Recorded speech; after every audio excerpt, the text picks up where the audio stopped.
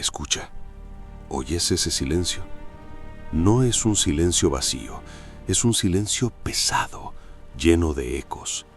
El eco del último martillazo, del último grito, del último suspiro que se apagó en la oscuridad más absoluta que puedas imaginar. Esta es la historia de un lugar que se tragó a los hombres, no de golpe, sino poco a poco, como un monstruo paciente. La historia del pozo olvidado, de la mina del laberinto. Y te la voy a contar desde el principio. El susurro de la montaña de oro. Todo empezó con un sueño, como siempre. Corría la década de 1880, en estas mismas montañas que hoy parecen dormidas. Un pastor, dicen, o un buscador de piedras encontró unas pepitas en un arroyo. No eran cualquier pepita, eran el anuncio de la veta madre de San Eligio. La noticia corrió como un reguero de pólvora. En meses, lo que era un paraje solitario se llenó de carpas, de ruido, de esperanza. Llegaron hombres de todos los rincones, con el brillo del oro en la mirada y la determinación del hambre en los huesos. Cavaron. Primero a cielo abierto, desgarrando la tierra con sus manos. Luego, cuando la veta se hundía en las entrañas de la montaña, se metieron tras ella. Así nació el laberinto. No fue un diseño de ingenieros, no. Fue el rastro caprichoso del oro. Los túneles serpenteaban, subían, bajaban, se bifurcaban como las venas de un gigante de piedra. Había galerías amplias donde un carro podía pasar y otras tan estrechas que un hombre tenía que arrastrarse.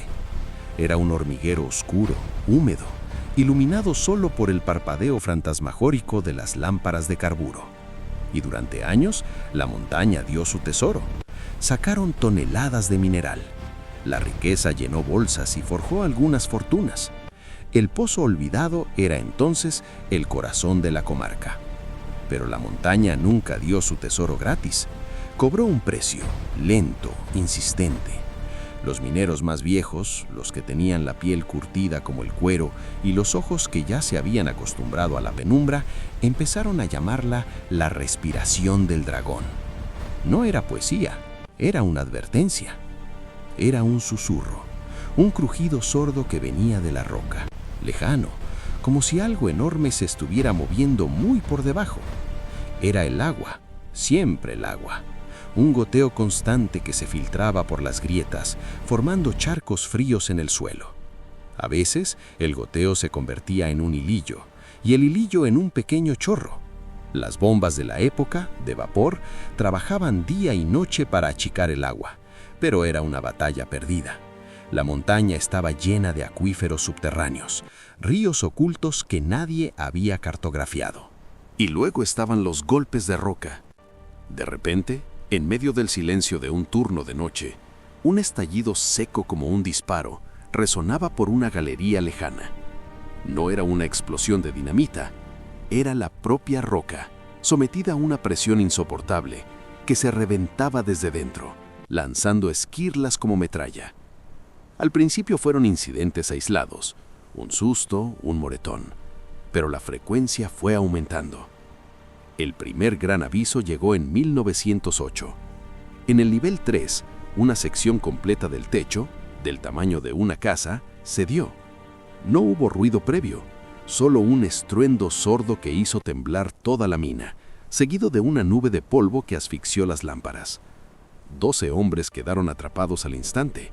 Los rescatistas, trabajando con picos y sus propias manos bajo la amenaza constante de nuevos derrumbes, tardaron 5 días en llegar a ellos. Solo encontraron 3 con vida. Los informes de la compañía minera, que he podido consultar, lo atribuyeron a un sostenimiento defectuoso, un término frío, técnico, que escondía la verdad. La montaña estaba mostrando sus dientes. Muchos mineros veteranos, los que entendían los susurros de la piedra, abandonaron el lugar después de eso. Decían que el laberinto tenía mala sangre. Los hombres que desafiaron al dragón. Avancemos unos años. La gran fiebre había pasado. La veta principal se había agotado y extraer lo que quedaba era cada vez más caro y peligroso. La compañía minera original quebró. El pozo olvidado pasó a manos de un consorcio más pequeño, más desesperado por ver números negros. Y es aquí donde entran en escena los últimos protagonistas de esta tragedia. Era 1921. El ingeniero a cargo era don Ricardo Soler, un hombre de ciudad, formado en Europa, que confiaba más en sus planos y sus cálculos que en las supersticiones de los viejos mineros. Para él, los crujidos y el agua eran problemas de ingeniería, y los problemas de ingeniería tenían soluciones. Tenía un presupuesto ajustado y presión de los inversionistas para demostrar que aún había oro en las vetas secundarias, aquellas ramificaciones más estrechas y profundas que nunca se habían explotado a fondo. Su brazo derecho era el capataz Eulogio Lobo Mendoza. El Lobo era todo lo que don Ricardo no era. Había nacido en la mina, hijo y nieto de mineros. Conocía cada recodo del laberinto como la palma de su mano. Sus manos, callosas y marcadas por cicatrices, eran un mapa de la mina. El Lobo era respetado y temido. Respetado por su valentía y su conocimiento instintivo de la roca. Temido por su silencio y su mirada penetrante. Él sí escuchaba al dragón. Y en los meses previos a la última expedición, el dragón no paraba de gruñir. Los informes de mantenimiento de esa época, escritos con la letra torpe del Lobo, son escalofriantes. Anotaciones como Galería 7, sector oeste, goteo aumentó a chorro constante. Madera de soporte número 45, cruje al peso. Se recomienda reforzar o cerrar paso. Don Ricardo, al revisarlos, solía escribir al margen, con su letra pulcra. Anotado, prioridad baja. Los refuerzos de acero llegarán el mes próximo. Continuar la prospección en el sector este. Era un diálogo de sordos. La precisión burocrática contra el conocimiento visceral del peligro. La gota que colmó el vaso fue el acuerdo con los luciérnagas. Este era el nombre coloquial del equipo de prospección de vetas profundas. 6 hombres jóvenes, ávidos de bonificaciones, dirigidos por un geólogo entusiasta pero inexperto, llamado Ignacio. Su misión era bajar al nivel 5, una zona casi inexplorada y notoriamente inestable, donde los mapas eran vagos y los rumores de una nueva veta persistían. El Lobo se opuso frontalmente. Según el testimonio de su hija, recogido años después, la discusión en la caseta de herramientas fue brutal. Don Ricardo, bajar al 5 con los soportes como están es un suicidio, habría dicho el Lobo, golpeando la mesa con el informe. La roca ahí no canta, grita, y el agua se oye un rumor, como un río lejano, no es goteo. Mendoza, su trabajo es ejecutar, no diagnosticar, habría replicado don Ricardo, sin levantar la vista de sus planos. La compañía ha invertido en bombas nuevas, y los luciérnagas tienen instrucciones precisas. Si encuentran una veta, la recompensa salvará a todos nosotros, o prefiere que cerremos la mina y mandemos a su gente al hambre. Era un chantaje económico perfecto. El Lobo, responsable de la docena de familias que dependían de su palabra, bajó la cabeza. La expedición estaba aprobada. El día en que la tierra rugió. Era un martes 14 de junio de 1921. La mañana era fría y despejada. Los luciérnagas, con Ignacio a la cabeza, bajaron por el pozo principal con sus herramientas, sus cartas geológicas y varias cajas de dinamita de baja calidad que la compañía había comprado a bajo precio. El Lobo los despidió en la boca del túnel que llevaba al nivel 5. Los testigos dicen que no intercambiaron palabras, solo un largo cruce de miradas. El Lobo asintió una vez, con gravedad. Ignacio, nervioso, le dio una palmada en el hombro. Fue la última vez que alguien los vio con vida. Durante las primeras horas, todo pareció normal.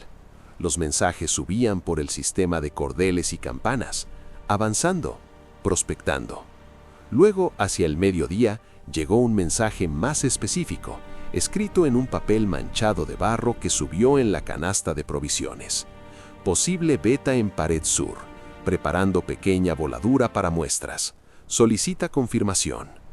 Don Ricardo, en superficie, dio la autorización. Fue la orden que selló su destino. A las 14:17, la tierra habló.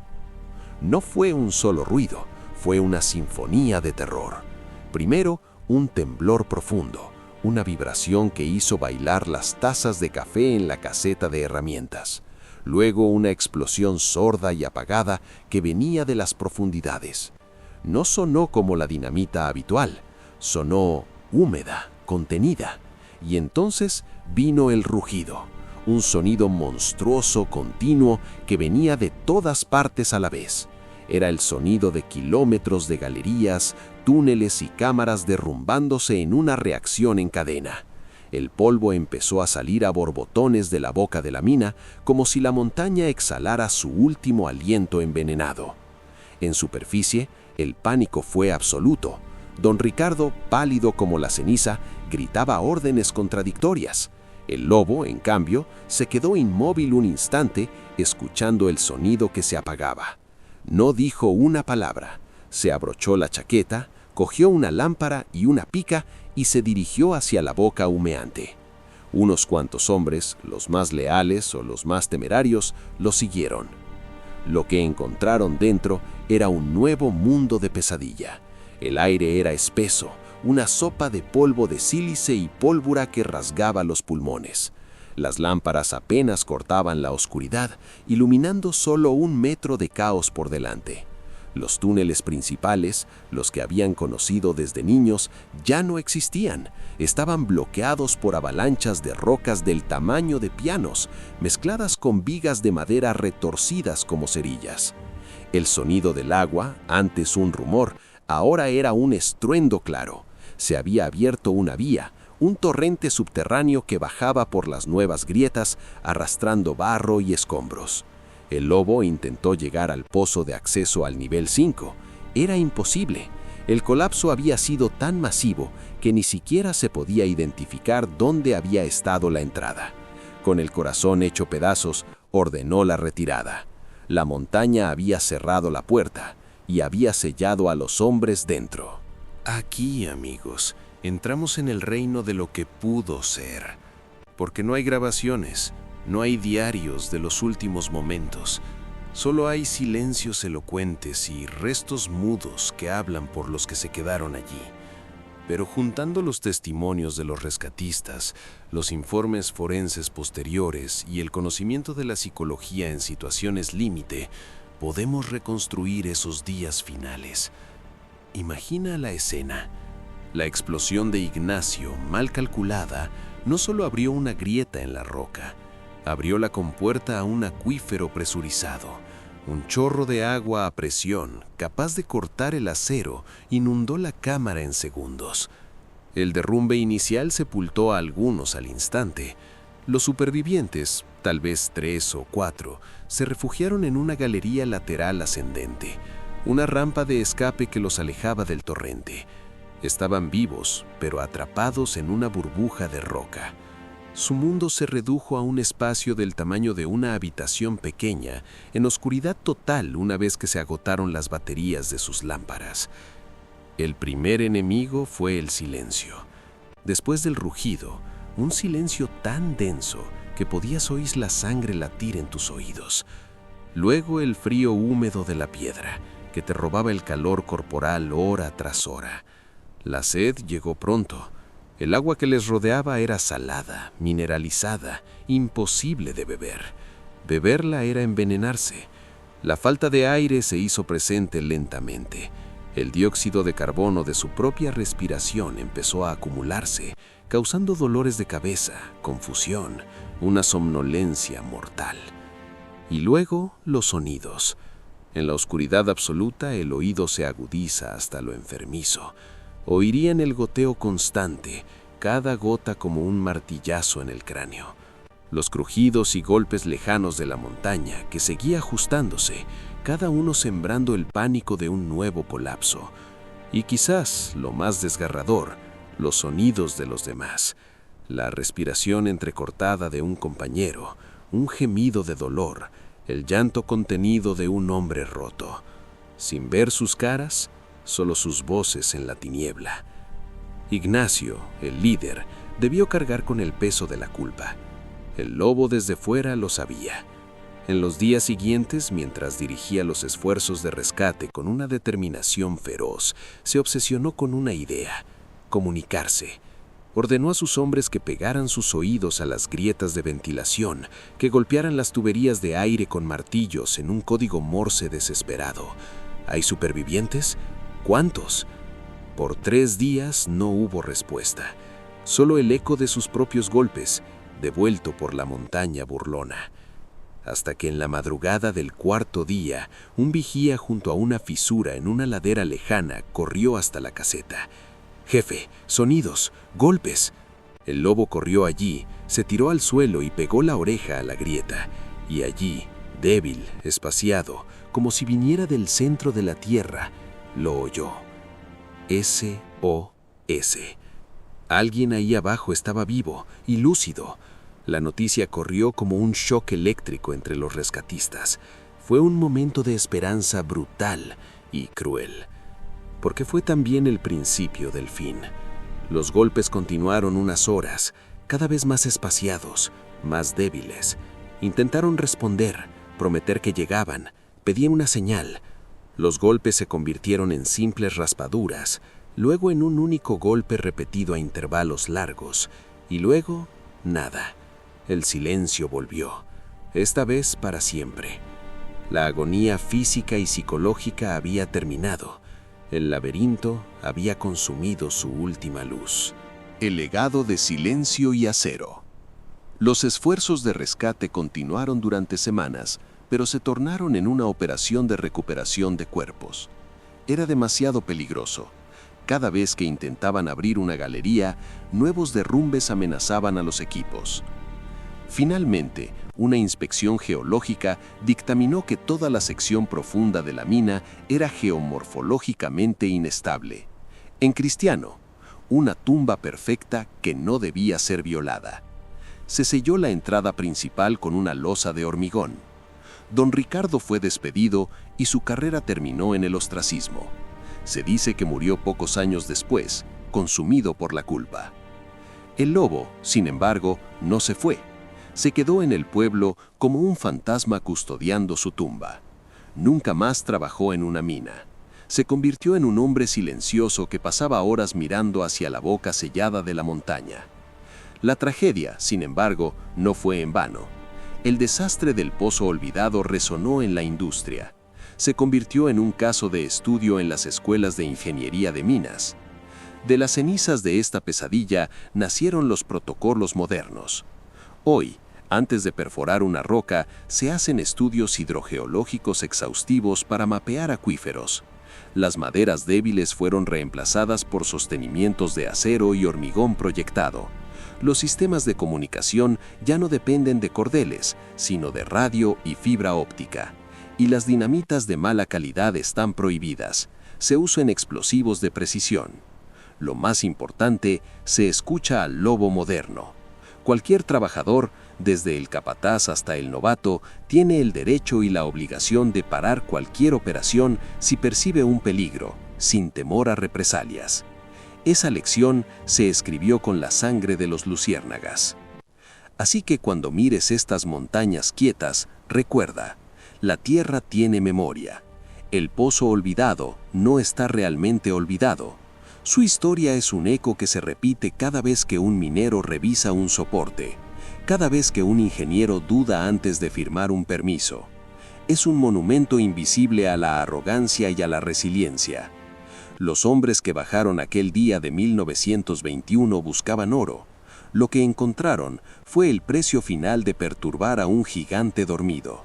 Su verdadero legado no es el metal que dejaron atrás, sino el silencio elocuente que nos obliga a escuchar, a calcular mejor, a respetar los susurros de la piedra. Porque a veces el único tesoro que vale la pena extraer de las profundidades es la sabiduría.